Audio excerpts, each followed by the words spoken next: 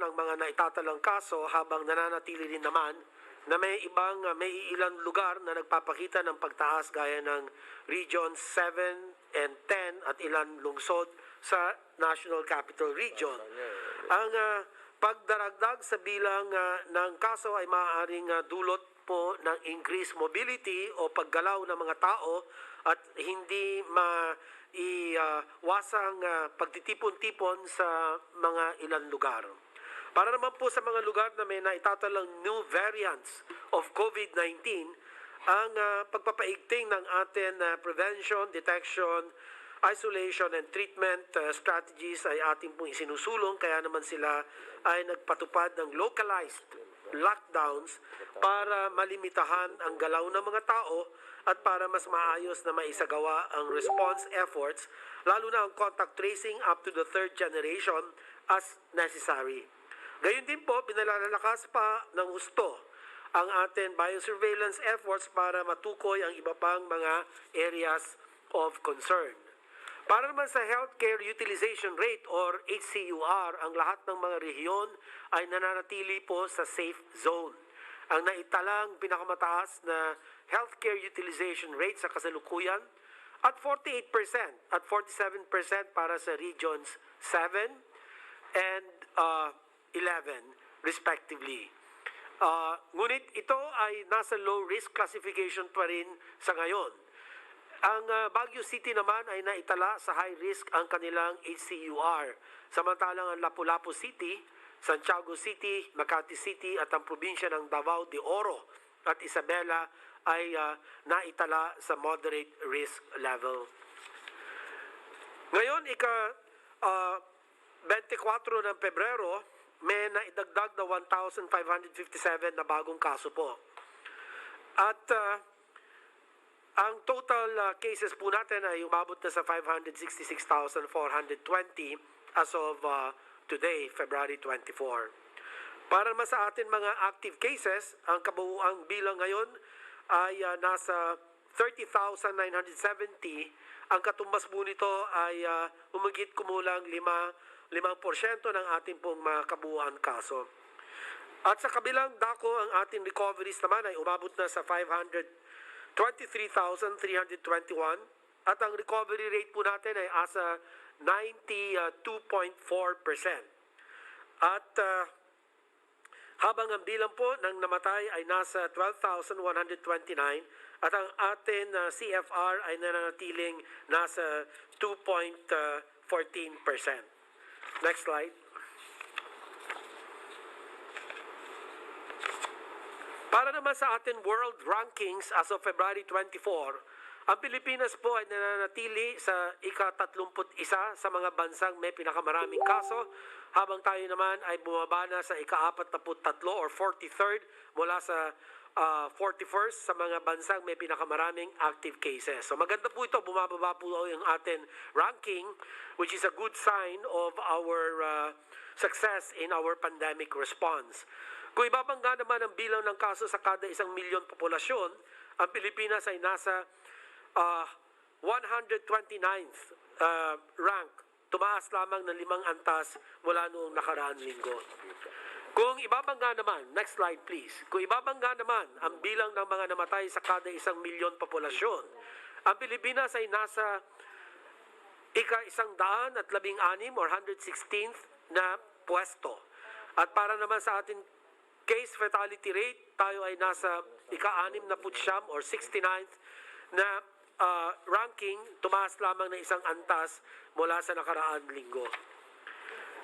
Next slide. Kung atin naman susuriin ang kabuuan ng epidemic curve, kung saan ang mga kaso po ay inilatag base sa petsa ng pagsisimula ng sintomas, mayroon po tayong bahagyang pagtaas na naitala kumpara sa 7-day moving average. At habang ang bilang ng mga kaso ay nakitaan ng pag-akyat noong Enero, ang pagtaas ng kaso ay unti-unting bumabagal hanggang sa kasalukuyan.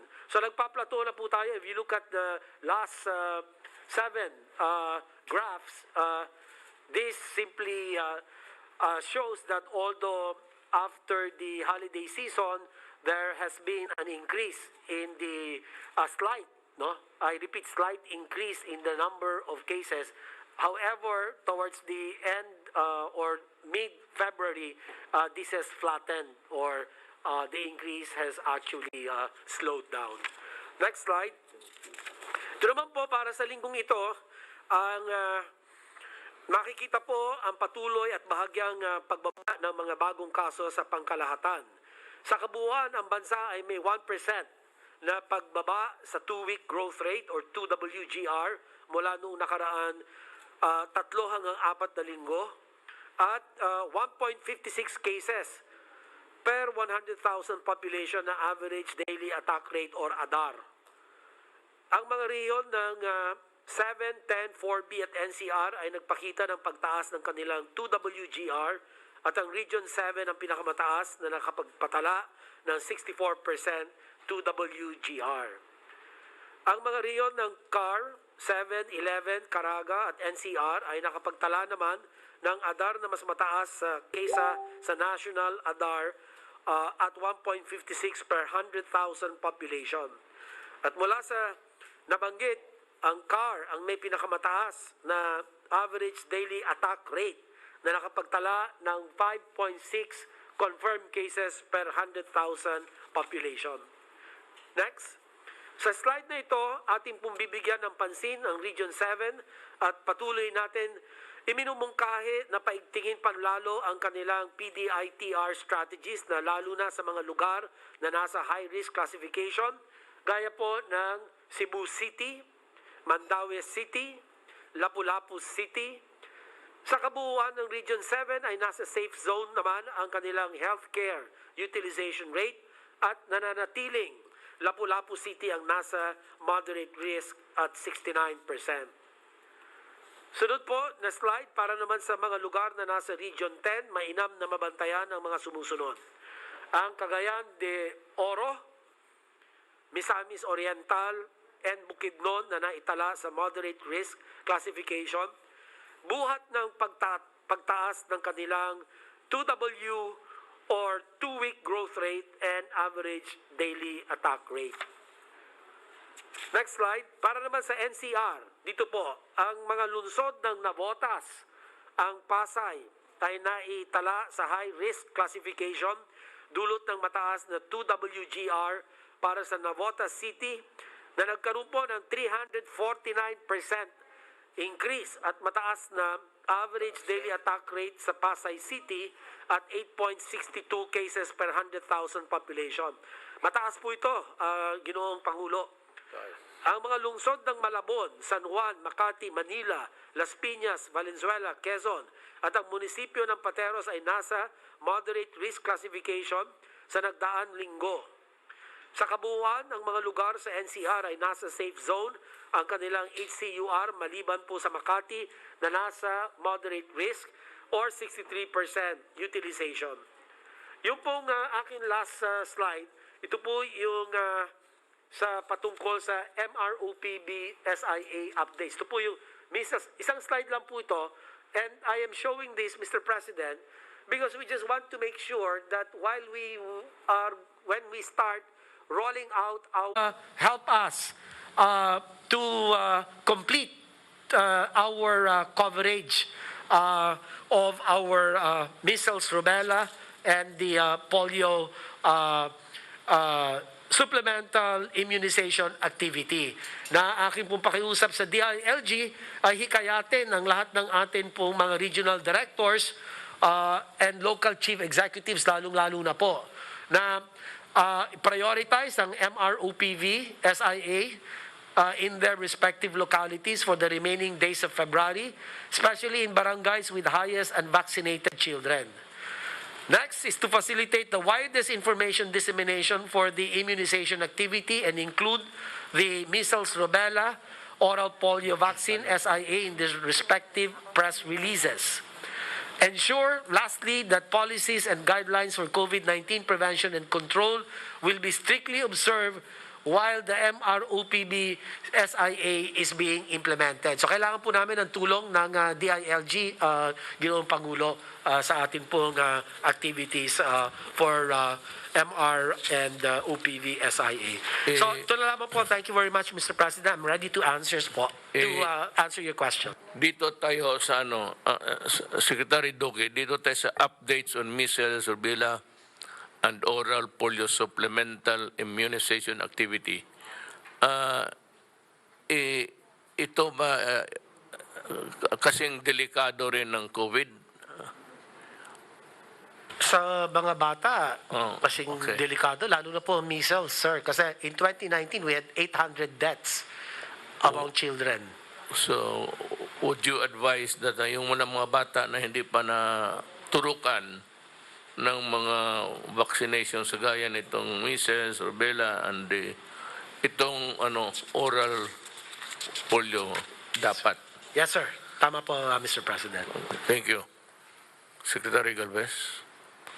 Sir, i-report ko po sa inyo po sir ngayon yung tinatawag po natin sir na mga indicative deliveries na mga vaccine. Ito yung tinatawag natin sir na best case.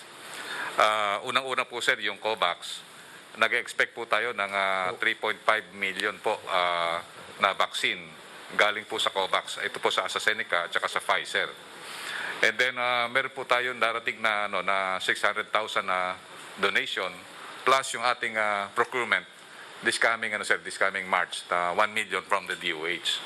So kung makita po natin na Mr. President, talagang manipis po tayo sa sa first quarter kasi total lang po niyan is 5.1 million. Kaya po talaga po tayo po ay nagkakaroon ng negotiation with the British government and also with China and also with the India and also with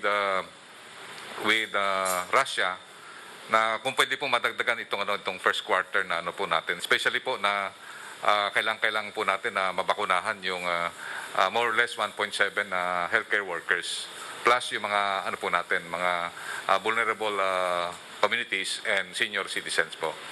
So ito po ang medyo talagang malaking problema po natin dahil po talaga yung sa global demand napakababa po ng ng ating supply sa first quarter.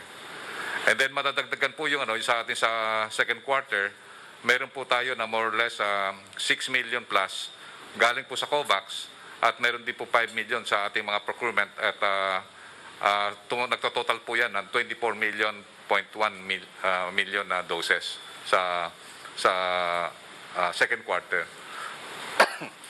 And then ang main volume po ng ating mga procurement at saka yung sa COVAX ay darating po ng third quarter at saka fourth quarter. So yung ating planning po sa ating vaccination, ang major rollout po talaga natin will be coming from the third quarter and fourth quarter. That's why yung ongoing negotiation po natin sa mga ibang vaccine ay kailangan po na inano po namin na kung pwede sila magkaroon ng early delivery. At nag-negotiate din po tayo kahit mapamahal ng konti, basta ma-early delivery lang po sila ng second quarter at saka po ng first quarter. Yun po ang ginagawa po natin technique ino-offset po natin ng prices na yung kanilang price. Dadagdagan po yung prices para mapaaga po kasi mas maganda po yung mas maaga siya ma-offset natin yung yung increase ng price. Yun po ang parang ito na po ang lahat ng po natin na we are expecting to receive 161 million doses by the end of 2021. Next slide please. So ito po yung yung ating update ng negotiation natin po sa ating mga terms of negotiation. Sa AstraZeneca po, ito po nagkaroon na po tayo ng supply agreement na nagkaroon na po ng advance payment ang ating mga tinatawag natin sa tripartite agreement ang ating mga private sector at saka po yung yung ating mga LGUs. So meron na po tayong secured na 17 million na tinatawag nating doses. And then kanina sir, more or less 3.5 hours kami nagkaroon ng kanina umaga.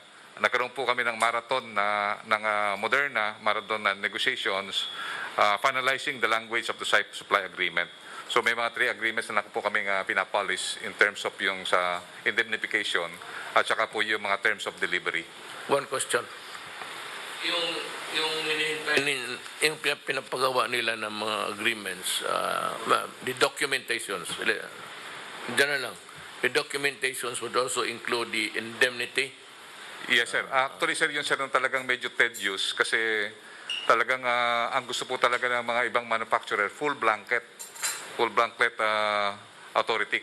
Tulad po ng ng mga Full blanket absolution. Opo, kasama po doon. Kaya po medyo nag-ano po tayo dahil kasi po yung Senado at saka sa kami po yung point of view po natin na hindi po ganun ka talagang parang full blanket dahil kasi po yung tinatawag nating yung good manufacturing practices kailangan pa rin po ma-maintain din po yun kasi yung lahat ng mga yung mga fault nila through the gross negligence at saka tinatawag nating willful neglect dapat po talaga po yun hindi po natin kasi jurisprudence po ng ng ating state na dapat pangalagaan po natin ang ating mga mamamayan sa mga tinatawag nating malpractices po. Malpractices, kung na-deliver na yung vaccines, not before, how about the malpractices and negligence of, for example, AstraZeneca, Moderna? Wala tayong laban. So yun po sir, yun ang inano po nila na talagang absolute po yung yung kaya po nagkakaroon po talaga tayo ng ng tinatawag nating napakatagal na negotiation kasi siyempre po ang rin po natin we have to protect din po yung health po ng ating kasi po yun lang po kasi ang namin dapat malaman po ng mamamayan at saka ng mga manufacturer na this state cannot waive yung yung tinatawag na blanket immunity na ang po natin ay yung malpractice at saka willful neglect. Kasi unfair po sa atin na sa isang manufacturer na natin yon na isusurrender po natin yon dahil parang pag nangyari po may nangyari na meron silang malpractices. Parang kawawa naman po yung ating mga mamayan na talaga pong talagang mahihirapan po na makapag po ng indemnity. Though meron po tayong indemnity fund pero dapat fair and square dapat sa negotiation table, it is fair for us na ilaban natin sa manufacturer na kailangan fair din po sila. Na kailangan i-maintain din po nila na yung specification na required na i-deliver nila na vaccine is also safe and effective. Kung ano po yung in order po natin, dapat po yun ang ibigay nila. So, go ahead. Yes, sir. Kaya po sir, nagpapasalamat sir tayo sir sa Senado. Sa pumuno sir ni Senate President Soto at saka Senator Bongo at Senator Angara na yung talagang yung Senate Bill isa landmark Senate Bill 2057 at saka yung House Bill number 8648 na po ni Speaker Velasco ay ito po yung mga landmark na mga legislation na really intend to protect not only the manufacturers but also the vaccinee considering that mayroong allocated tayo na na indemnification fund kung just in case na ma-hospital or mayroong tinatawag tayo yung adverse effect. So lahat po protektado nito po. Ibig sabihin pati po lalo na yung mga manufacturer kung natatakot po sila because of the adverse effect.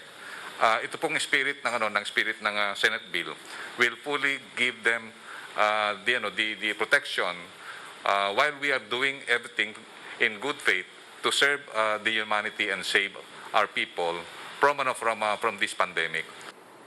Sir, nag-meeting po kami kagabi kasama po si Secretary Duque at saka ang nag-facilitate po si Yusek Borja.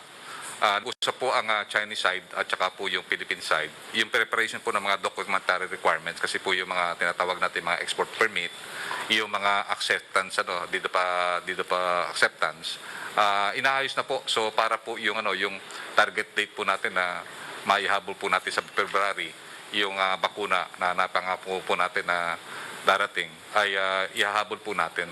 So yung mga documentary requirements ng Government of the Philippines at saka yung Chinese Embassy at saka po yung documentary requirement ng Sinovac ay inaayos na po at most likely po within 2 to 3 days maayos na po lahat para po sa pagdating po ng ating ang nasabi po ay military aircraft po ang gagamitin para one whole na po yung 600,000 po na darating po. Most likely po ang po natin is within this week. So yung rollout plan po ay nailatag na po ni Secretary Vince Dizon. Nakausap na po niya yung mga ibang si Yusek Abotahe at saka ang DOH. Kasi marami pong mga mayor katulad po ni Yorme at saka kami po, magbo-volunteer po kami na talagang to have yung building na confidence, magpapakuna po kami. Dahil kasi po talagang natin, safe naman po yung Sinovac. Dahil sa rollout po ng Turkey at saka Indonesia, ang priority po talaga healthcare workers, yung aged 18 to 59. So, ni-roll out po ng Turkey yan, more or less ngayon po sa Turkey, mahigit na 6.5 million na po ang na-roll out na Sinovac po ang ginamit. Yung presidente po ng Turkey, nagpabakuna po siya. Lately nga po, yung leader po ng Hong Kong, na 64 years old, nagpabakuna din po nung isang araw. Kari lang. Sa Sinovac din po yun. Kaya po, maano po na, si President Widodo, Sinovac din po ang nagano po doon. Kaya po inano po namin sa mga ating mga mamayan, yung mag-alay ng fear na talagang ito pong Sinovac ay safe and effective po ito dahil kasi approve na po ito ng FDA at saka 91% naman to sa Turkey. At nakita natin medyo mababa lang po talaga doon sa healthcare workers kasi yung sa Brazil strain maano po yan mahirap din na isolve yung kasi talaga po natin yung Brazil isa sa mga tinatawag nating most affected na country.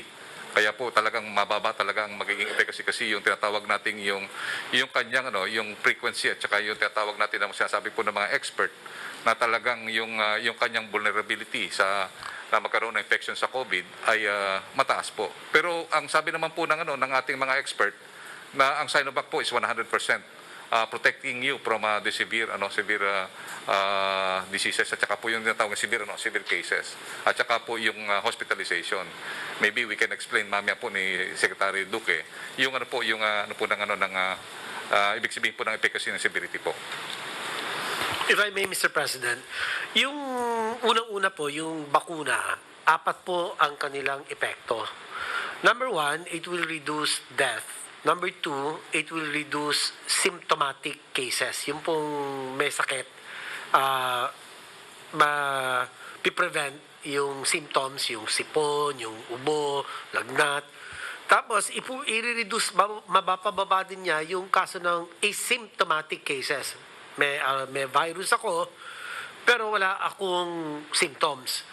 Pati yung bilang na yon babagsak because of the bakuna. Number 4, sir, it will also prevent hospitalization. And therefore, and it will prevent progression to severe form of COVID-19 infection. And therefore, prevent hospitalization. Now, Pfizer, Moderna, AstraZeneca, and Sinovac, based on their clinical trial data, 100% ang efficacy rate nila in preventing severe COVID infection. Yun naman, sir, ang importante kasi yung namamatay galing dun sa severe. So if you're able to prevent severe infection, walang mamamatay. And Sinovac belongs to that group that offers or provides 100% efficacy or effectiveness, sir. So I am not surprised that some countries, despite the the indications in the issued emergency use authorization, they opted to still include their healthcare workers within the age group of 18 to 59 years of age, Mr. President. So tonight, the interim national National Immunization Technical Advisory Group is currently meeting, Mr. President. Baka magbago pa yung indications for the use of the Sinovac vaccines. So we are waiting. Perhaps late tonight we'll be able to get a more definitive recommendation of our NITAG. So ito po yung mga experts from various fields. We have immunologists, we have epidemiologists, microbiologists, sociologists. Lahat po yung mga yan. Nag-uusap ngayon, sir. Thank you. Nothing more to say. As I have promised the nation, I said I would dedicate the last remaining months of my stay in the office of the President going after corrupt people so that by the time na maminus-minus na, do not expect me to entirely clean as a pristine, clean bureaucracy. That is impossible and cannot really be achievable. Pero as we go along our way, marami na tayong talagang itong corruption. List of Philippine Drug Enforcement Agency, PDEA, personnel dismissed from service. Number 1 is Julius Navales, Director, Administrative Holding Office, Administrative of Human and Resource Service. Grave misconduct, conduct prejudicial to the best interest of the service. Dismissal. Ang sunod si Erwin Ogario, Director 3, Administrative Holding Office, Administrative and Human Resource Service. Grave misconduct for facilitating the release of a drug suspect and for not including 500 pieces of ecstasy in the inventory of deceased document or evidence.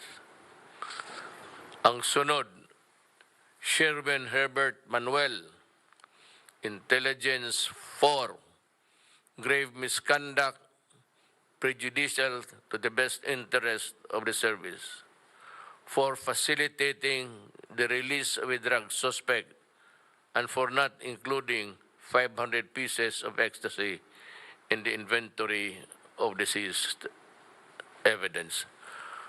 Putulin ko muna dito. Alam ba ninyo kung bakit? Do you really know na hindi naman lahat? Nare-release sa police, minsan na na-dismiss doon sa fiscal's office, o minsan mismo sa korte. Alam mo, ang naglalaro dito, alam mo pera. I'm not saying that all of them. As a matter of fact, it would be safe to say na kukunti lang yan sila. Very few, but then they destroy the integrity of government itself. No, itong mga facilitating a drug suspect, hindi naman abogado itong putang ina. Hindi ka investigador. And you facilitate the release, it could only mean money. That is why, basta may pera at saka yung nadispal ko, dapat talaga must be dismissed. Itong isa kasi, si Manuel, 1 year without pay. Pagdating sa Civil Service Commission, sabi ng Civil Service, paalisin mo yan. Tama yan. And I would like to congratulate. Using the, it's just a common sense. If you are there, bakit kita i-suspend putang? If you are bribing or you are in the take that you can be bribed, you should not be there in the service at all. Hindi ako pwede magsabi niyang i-suspend lang kasi gagawa ito ng gagawa. Sa those policemen, PNP, na ang mga kasalanan itong related sa drugs, pati itong pera, malversation, there's only one penalty there. They should not be in government. They should be out in the streets. Ngayon, alam ko wala itong mga trabaho. But these guys are really, lalo na yung tumanggap ng pera, nasanay sa corruption, alam na nila ang laro, gagawa itong mga paraan para mabubuhay. And the easiest way to earn money is to practice the trade of bribery and in the releases at alam na kung paano, sinong lapitan. I'm just warning you. Basta itong grave misconduct, hindi ko, ang isa lang, pagdating doon, I will, if it's just, wag na yung kalimutan na ninyo, basta yung droga, tsaka bribery, kalimutan na ninyo yung suspension. Hindi ako maniwala dyan, paalisin kita. You know, lahat ng administrative cases sa Justice Department, sa Executive Department of Government, Executive, Judicial, pati Legislative. Dito sa dito ka sa akin. I am the last sa matumbok mo ako. Ang utos ko ngayon ito sa PAC is paalisin ito lahat.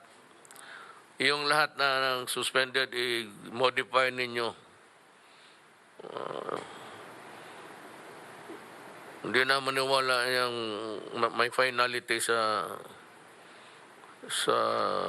final and executory. Umalis kayo. Wala akong pakialam. Magdemanda ka. Kasi mo sabihin mo, tapos ka na hearing na yung kaso mo, at iyon lang ang penalty mo, 1 year suspension. Sabihin ko sa iyo, that's bullshit. You get out. Demanda ka.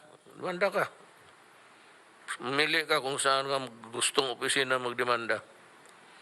Itong si Regan Silverio, intelligence officer, grave misconduct for extortion. Alam mo, basta may regulation, tandaan ninyo ito,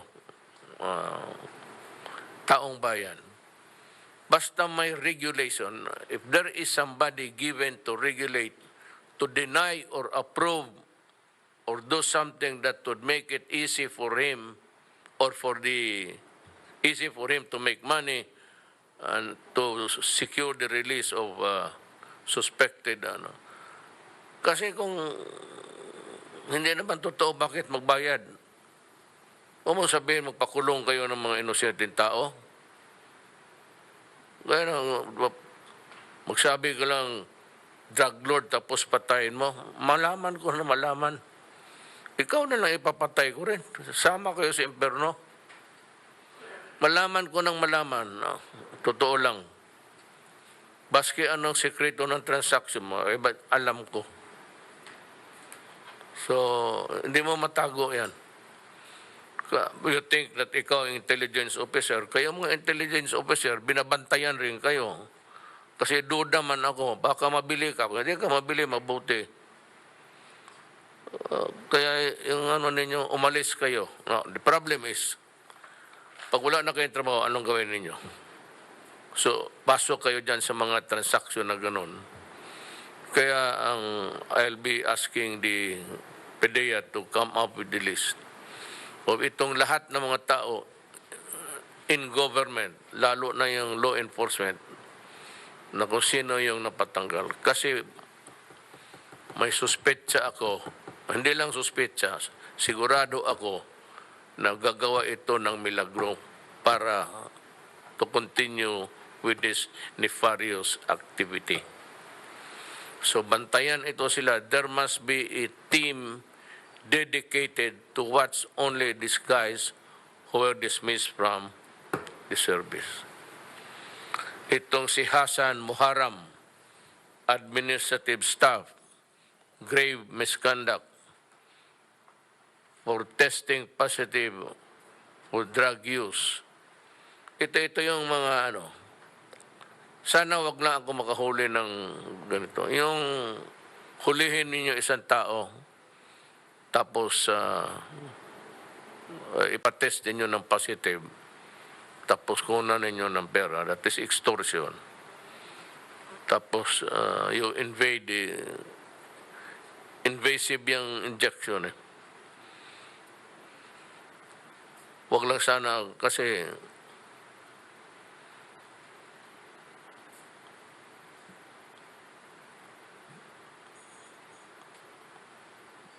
pag napaalis na kayo, bago kayo palisin, sabihin ko kay, 'di ba? 'Yung 'di ba? 'Yung huli ninyo isang tao, tapos ipatest ninyo ng positive, tapos kunan ninyo ng pera, that is extortion. Tapos you invasive yung injection. Wag lang sana kasi wag lang sana kasi sa PDEA na dalhin ka muna sa akin. Pabaonan kita ng, o gusto ko martilyo eh. Ano, ginagawa ko martilyo minsan. Kasi kung martilyuhin mo yung kamay, magagano na, hindi na ito, martilyo. Hindi yung bilog, yung nakaganon. Lahat ng minartilyo ko sa buhay ko, lahat totoo. Si Delpin Lorenzana, alam niya, he was assigned in Davao. Lahat minartilyo ko na mababait na ngayon. Kasi magsabi, ano ka? Ito, Mayor, kung bigyan mo lang ako pang bigas. Sabi ko, magandang buhay ka, nagliletse ka. Bong pa, alam mo, pabilihan mo ako ng martilyo na maganda. Papadala ko dito. Totoo. Magdemanda yan, hindi demanda. Human rights, idagdag mo yan doon sa idagdag mo yan doon sa itong human rights na itong komisyon. Nasabi naman yung places, tapos na.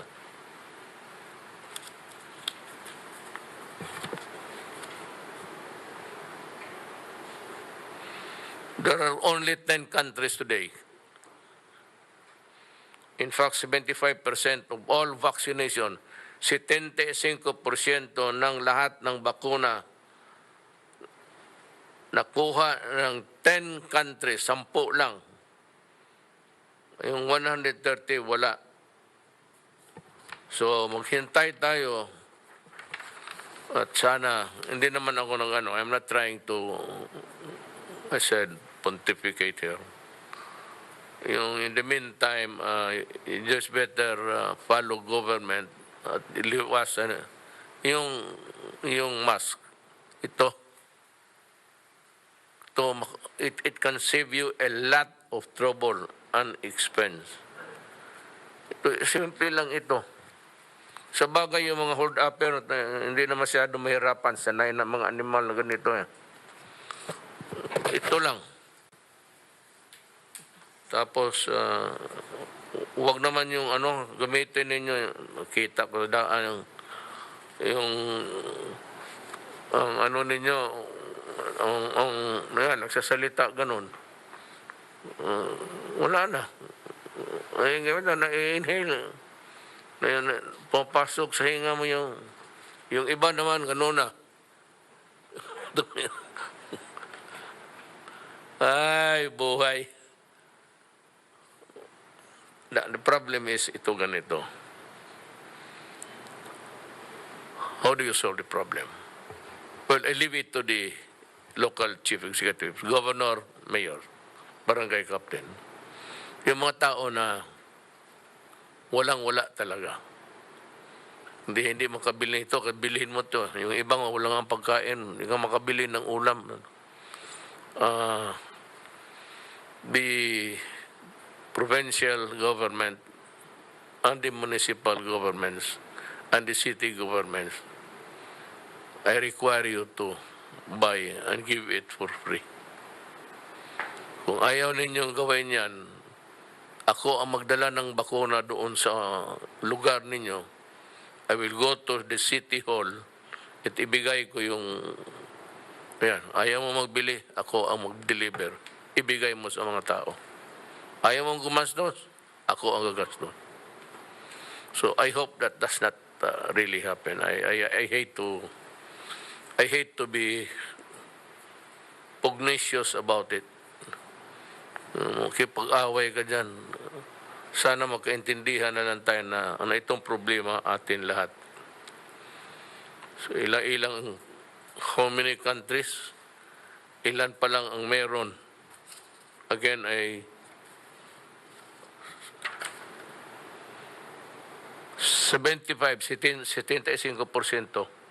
nandiyan lang sa 10 na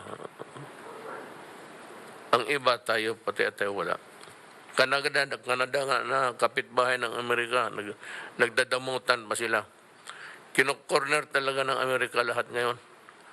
Kasi they have about 270 million people. Well, 332? Million, yes, sir. All the statistics walang binasa ko kanina. So, 300, my God. Tapos, may booster pa. Abot pa ito ng be very careful. Ako naman, I've been criticized. Tama kayo. Na ito si Duterte nagsasalita, hindi naman sinusunod. Tama kayo. Na hindi naman nagmamask. Tama kayo.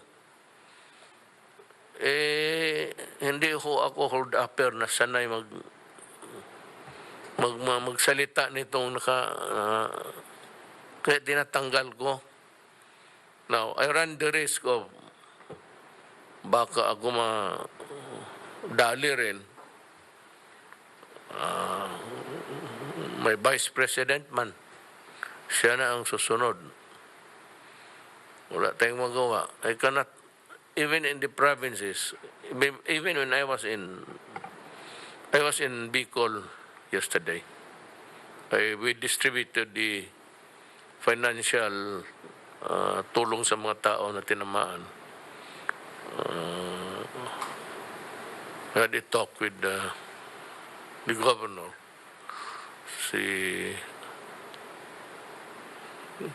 sino ka na mo? Pimentel. Sa Surigao, not Bicol, Bicol in Surigao. Yun pala ang tinamaan ng husto. But there was really nothing about distraction. Well, there were, but it was because of the flooding. Na noon una, yung climate change, medyo pa ako noon, parang ayaw ako maniwala. But ngayon, sobra talaga ang tubig na galing sa langit because of umiinit ho ang planeta. At even by a certain degree higher, we are in serious trouble. Kasi yung dagat ho, mabilis na rin yung singaw na tubig. Kung akyat yung parang nag-iinit ka ng tubig yung sumisingaw.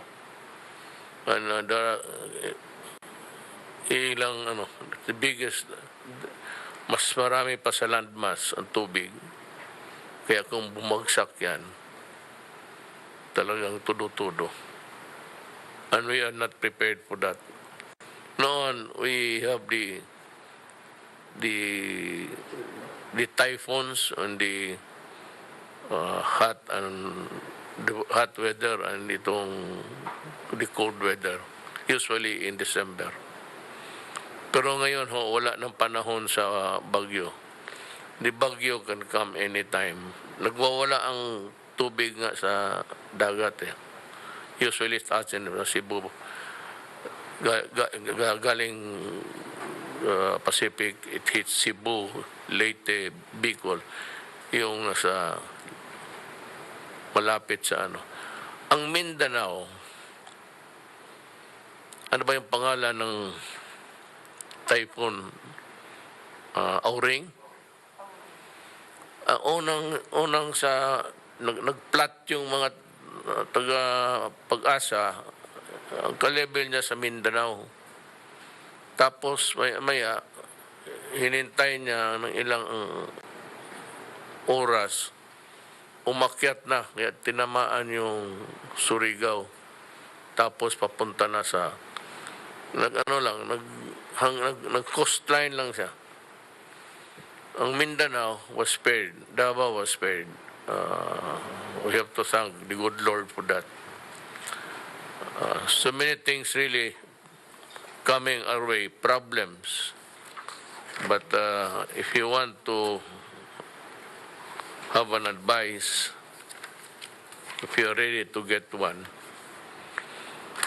there is only one thing really that can save this planet. It's God. maybe we should pray more. Whatever the God, ako, I have my own God. Of course, it's the same God with everybody. Yung God ng Moro, ng Muslim. Salam alaikum sa inyo. Ano lang, magdasal tayong lahat kasi mahirap yung buwan-buwan destructive to the nation. Tsaka yung pera. Hindi na namin doon, nauna doon nauna na yung mga sila generalan. Ang dinala ko na lang kahapon, talk to Governor Pimentel, yung monetary tulong. So, I think that is all for tonight. And just, by the way, if you want questions, I may set aside a few minutes to answer your questions. Lalo na yung hirap na hindi makahanap ng solusyon. If you have something to ask me for help or for advice or for action, naapi-api ka, palamin mo lang ako, sumulat kayo dito, Malacanang.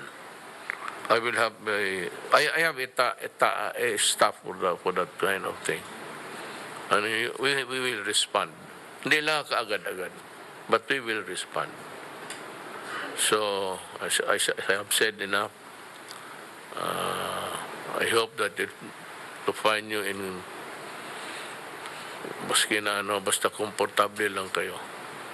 At magandang gabi sa inyo lahat.